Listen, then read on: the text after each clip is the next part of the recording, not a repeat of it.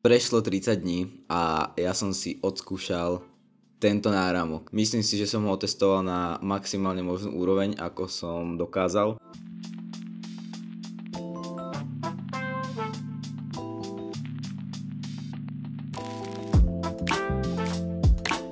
Pozrel by som sa na toto zariadenie, ktoré mení hru pre veľa športovcov. Tým je Whoop 5.0. Ja som si ho vyskúšal vo variante Peak. Strávil som s ním celý mesiac a dnes ti poviem, či práve Peak je pre teba a či je to vôbec to, čo hľadáš a či sa ti to vôbec oplatí. Začneme tým, čo je najdôležitejšie pri tomto zariadení, a to je to, že toto zariadenie nosíme 24/7. Čo som si ho dal na ruku, tak po nejakých 2-3 hodinkách som aj úplne zabudol, že ho mám na ruke. Pretože je to neskutočne pohodlná vec a ten komfort nosenia toho je že úplne super.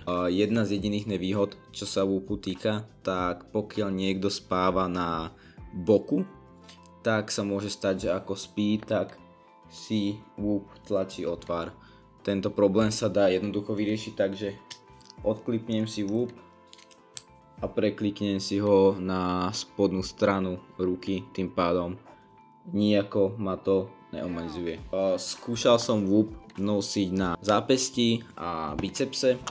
Osobne sa mi lepšie nosí na zápesti, ale je to iba moja osobná preferencia, pretože mám taký lepší pocit a na tom bicepsi mi to napríklad nevyhovovalo pri cvičení, kedy ten náramok začal byť stiahnutejší z dôvodu toho, že som napríklad cvičil biceps. Čo sa týka toho materiálu, tak mám remienok, ktorý je z materiálu Superknit. Tento materiál je priedušný, rýchlo schne, aj keď sa namočí, keď som ho umýval a podobne. Vôbec, ale že vôbec nezapácha po cvičení. Mal som ho, myslím si, že 3 dní som s ním cvičil a dával som si, že poriadne tréningy, beh a všetko, kde som sa potil. Whoop nezapáchal, že vôbec žiadnym spôsobom.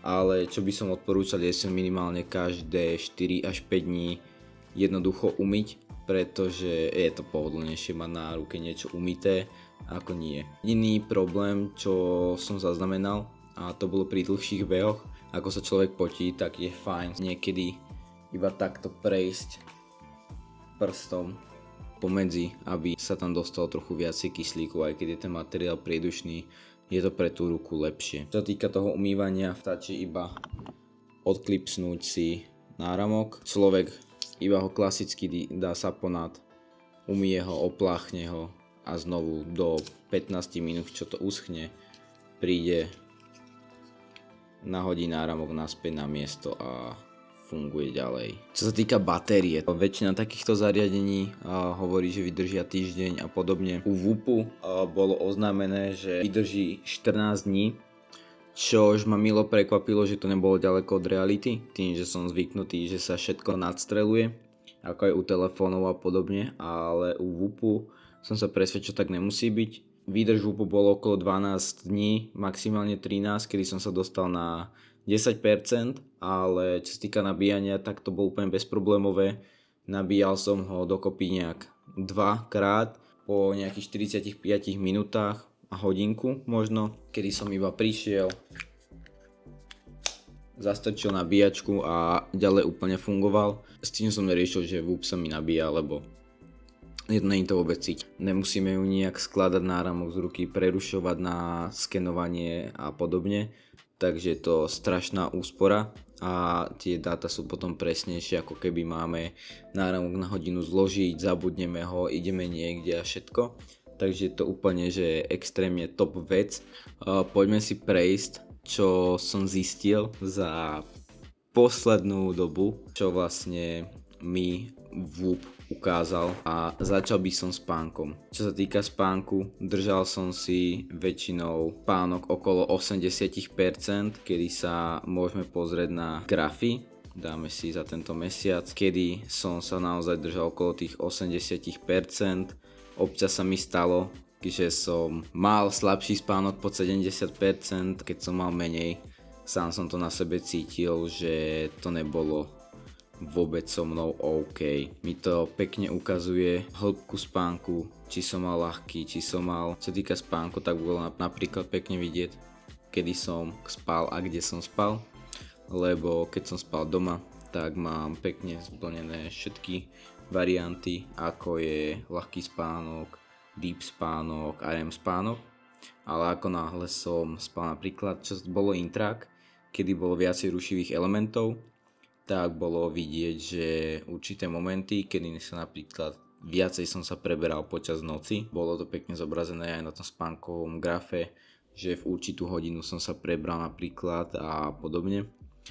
A docela to aj ovplyvňovalo tú kvalitu toho spánku, lebo v týchto momentoch som mal tú kvalitu okolo po tých 70, čož bolo potom cítiť aj na mojom stave. Určite sa snažím zlepšiť svoj spánok, lebo ako som začal nosiť, som zistil, že môj spánok nie je vôbec optimálny, preto čo som začal robiť je snažiť sa čo najviac optimalizovať, či je to nosenie červených brýl, nosenie brýly proti modrému svetlu, alebo klasickému zapínaniu si režimu červeného, aby som svoje oči nezaťažoval pred spaním a mozog. Takže to je taká moja rada, ktorú robím, čo sa týka aj telefónu, aj notebooku.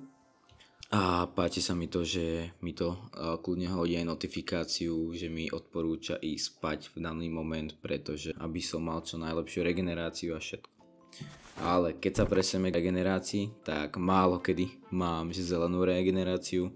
Väčšinou sa pohybujem v žltej regenerácii a tá je docela biedna, pretože som vždycky sa vyťažil a nedbal som na ňu. Sa ju snažím poslednú dobu zlepšovať, no väčšinou sa pohybujem, ten average je okolo tých 60 až 40%.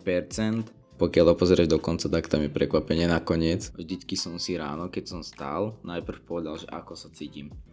Po tomto, ako som si povedal, že ako sa cítim, tak som vždy otvoril apku, nahral nejaké daily outbook som nahral, aké suplementy som bral, čo som mal, všetky, či som mal alkoholické drinky a podobne. Ne vždycky to sedelo, ale napríklad keď mi ukázalo, že regenerácia bola, že 35 až 40, tak som to sám na sebe cítil, že to vôbec není OK.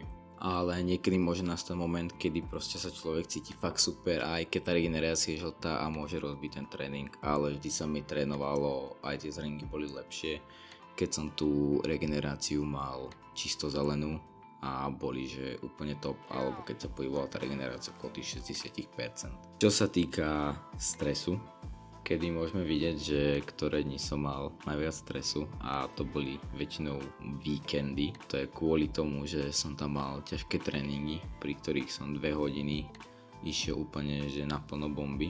Na ten stres som viacej nedbal, pretože si myslím, že ho mám pod kontrolou a úplne v pohode fungujem, čo sa týka stresu, že sa až tak moc nestresujem. Viacej stresu bolo z tej fyzickej aktivity ako takéhoto bežného stresu, čo človek zažíva. Môj health span, ktorý sa otvorí po 20 dňoch nosenia. Čo sa týka health spanu a ukáže, aký máme. Mne to ukazuje, že mám pod 18, čo je že úplná bomba. Sa tak aj cítim, že som mladší ako mám. Čo sa týka VO2 max, tak to sa mi zlepšilo po dobu nosenia, lebo som na tom pracoval a mal som ho na začiatku okolo 47 a už som ho posunul na tých 53. Není to úplne presné, chcel by som si určite ísť odmerať VO2 max a ešte aj napríklad hladinu testosterónu. Čo sa týka aktivít, ktoré by som odporúčil robiť na WUPE, čo bola moja chyba zo začiatku je, že som sa spoliehal, že mi to samo zaznamená aktivitu v určitý čas. Určite to zaznamená, ale zaznamená to až pri vyšších tepových, takže je určite lepšie, kým človek začne robiť aktivitu, dať si plusko, dať start activity, vybrať si, ktorú aktivitu chce robiť, brať si svoju aktivitu, ktorú ide človek robiť. A čo sa týka môjho denníčka, tak si tu človek dokáže pekne zapisovať, čo všetko mal. Príklad ja si zapisujem, že či som mal raňajky, o konzumácia kofeínu, o koľkej som mal poslednú dávku, či som mal alkohol, dostatok tekutín, či som mal kalcium, ashwagandu, kreatín a všetko toto zapisujem. Čo sa týka ostatných nastavení alebo ostatných vecí, čo som ja zažil, tak mi pekne ukazuje, aké mám odpočinkový tep, ktorý sa mi pohybuje okolo tých 51. Čo sa týka tej presnoty, tak je to